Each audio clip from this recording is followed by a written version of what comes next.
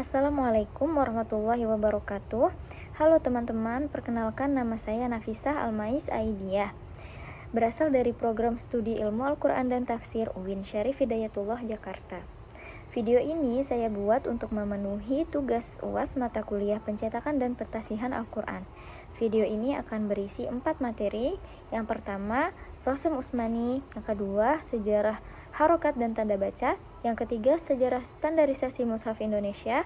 Dan yang keempat atau yang terakhir adalah tentang macam-macam khat. Berdasarkan website kemenak.go.id, banyak orang yang salah penafsiran tentang cakupan dari Rosem Usmani itu. Mereka mengira bahwa Rosem Usmani itu mencakup keseluruhan isi Al-Quran, meliputi tanda baca dan tanda titik harokat beserta semacamnya. Padahal Rosem Usmani cakupannya itu hanya terdapat pada batang tubuh ayat, tanpa titik huruf, harokat maupun tanda baca apapun. Nah, salah satu contoh kaidah penulisan Rosem Usmani itu terdapat pada hadf alif pada isim-isim a'jamiyah.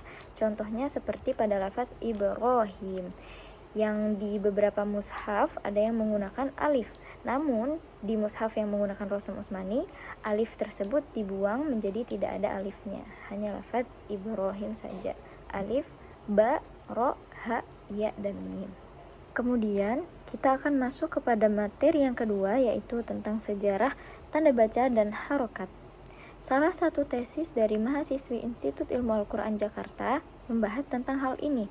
Di situ dikatakan bahwa pada awal mulanya, mengapa terjadi penambahan tanda baca atau harokat dalam Al-Quran, itu karena kebutuhan pada masa itu, yang mana Islam makin menyebar luas, sementara banyak dari orang-orang Islam itu yang bukan orang Arab asli, maka mereka dianggap akan kesulitan dalam mempelajari Al-Quran.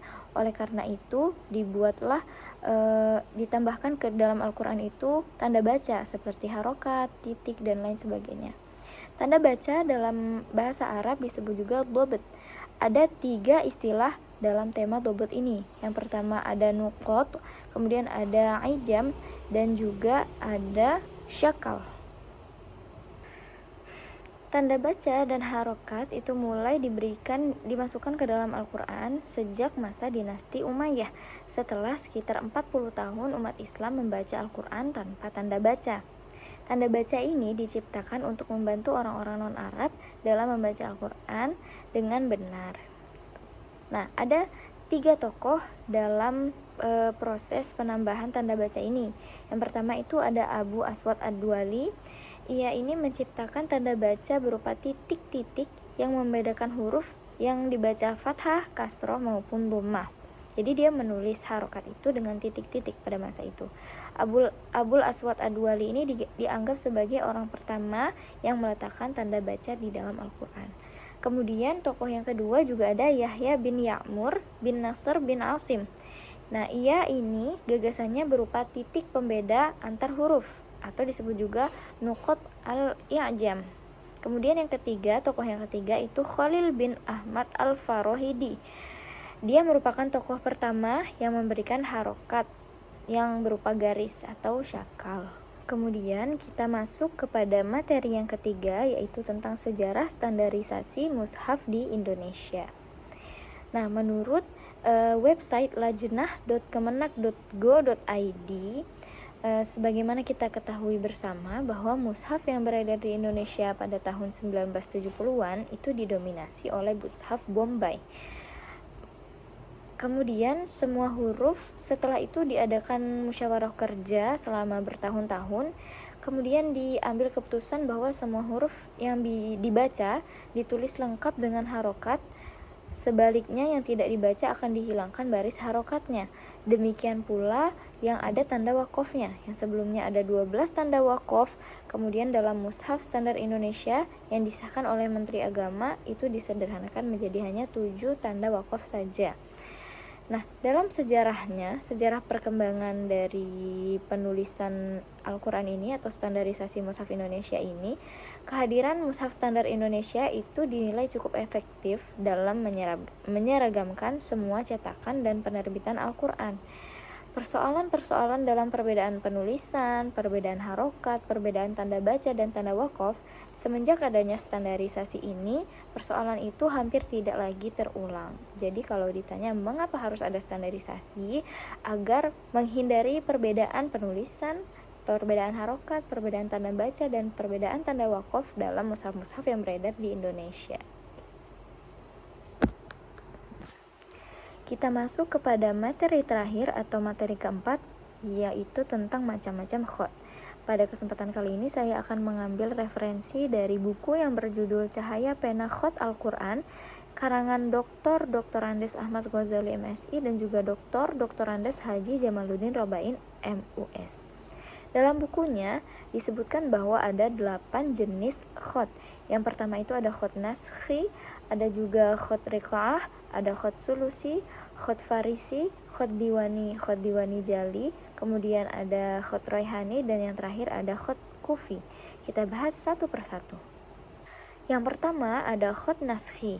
Sesuai namanya, tulisan ini itu banyak digunakan untuk penulisan naskah, baik naskah ilmiah maupun naskah populer seperti koran atau majalah Arab, bahkan Al-Quran, hadis, buku-buku ilmiah, dan juga sebagainya. Bentuknya dianggap paling jelas dan paling mudah dibaca. Jenis tulisan ini menekankan kepada fungsi utamanya, yaitu sebagai media komunikasi, maka lebih menekankan kepada tingkat keterbacaan daripada tingkat keseniannya. Karenanya, khot naskhi menjadi khot yang paling populer di dunia dan banyak digunakan, khususnya bagi orang yang pertama kali belajar membaca dan menulis huruf Arab. Model ini merupakan standar dari model-model tulisan yang lainnya. Yang kedua ada khot riqa'ah. Khot riqa'ah ini banyak digunakan pada penulisan headline dari surat kabar dan majalah Arab, atau iklan, atau dan lain sebagainya. Nah, gaya riqa'ah ini bentuknya sederhana sebenarnya, lebih praktis dari yang lainnya, bahkan merupakan dianggap sebagai gaya yang paling praktis dari gaya-gaya khot yang lain. Dengan gaya ini, orang itu bisa menulis secara lebih cepat. Karenanya, tulisan ini atau khot riqa'ah ini bisa disebut sebagai semi stenografi. Spesifikasi dari khot riqa'ah ini tidak terlalu banyak menggunakan lengkungan, apalagi bulatan. Garis-garis membusur pun jarang digunakan. Jenis tulisan ini hanya menerapkan goresan-goresan lurus dan tajam. Dia banyak digunakan dalam kegiatan sehari-hari seperti dalam kuliah, keimigrasian, dan sebagainya yang memerlukan tulisan cepat. Kemudian yang ketiga ada khot sulus. Sulus dari bahasa Arab berarti artinya sepertiga, maksudnya sepertiga dari ukuran kalam biasa. Khot sulus termasuk khot jenis lembut atau soft writing. Dia itu sifatnya lentur, fleksibel, elastis, dan mudah dibentuk, disesuaikan dengan ukuran bidangnya. Nah, kalau khot naskhi itu sangat ketat dengan proporsi dan posisi hurufnya, khot sulus ini cenderung mengabaikan hal tersebut, karena yang dia kejar adalah komposisi. Jadi khot sulus ini di samping biasa digunakan sebagai hiasan, dia juga banyak dipakai dalam judul cover buku, pelengkap elemen estetik masjid, mihrab, dan juga judul surat pada Al-Quran, biasanya menggunakan khot sulus. Kemudian yang keempat ada khot farisi. Nah, khot ini juga seringnya digunakan sebagai hiasan.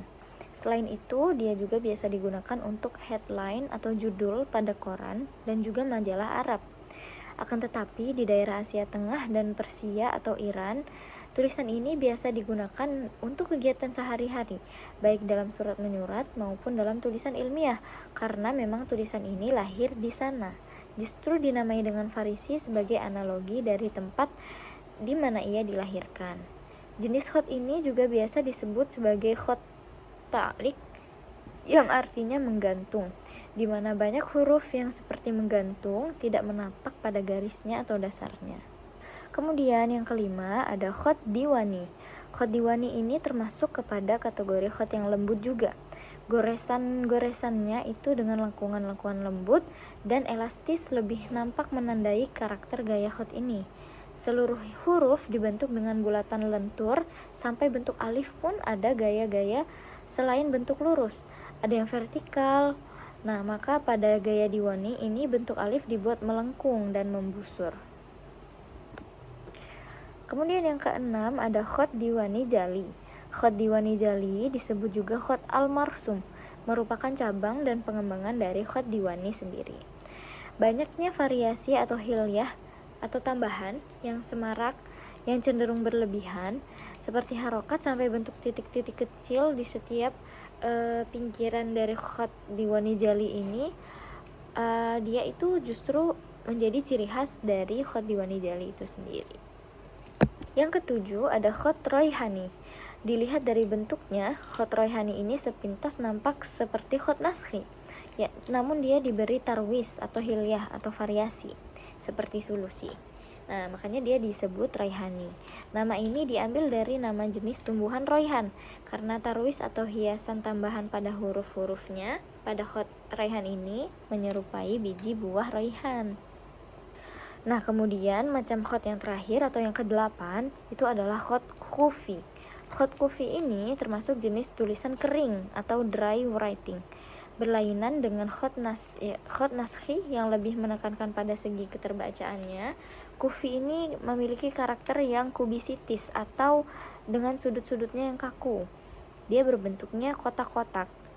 Terkesan sulit dibaca, dalam artian tidak semudah dan sepraktis khot naskhi.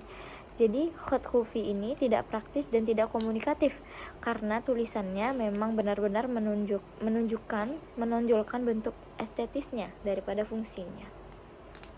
Demikian yang dapat saya sampaikan terkait penyusunan tugas UAS mata kuliah pencetakan dan pentasihan Al-Quran. Semoga informasi-informasi yang saya berikan dapat bermanfaat bagi masyarakat luas. Mohon maaf atas segala khilaf. Wassalamualaikum warahmatullahi wabarakatuh.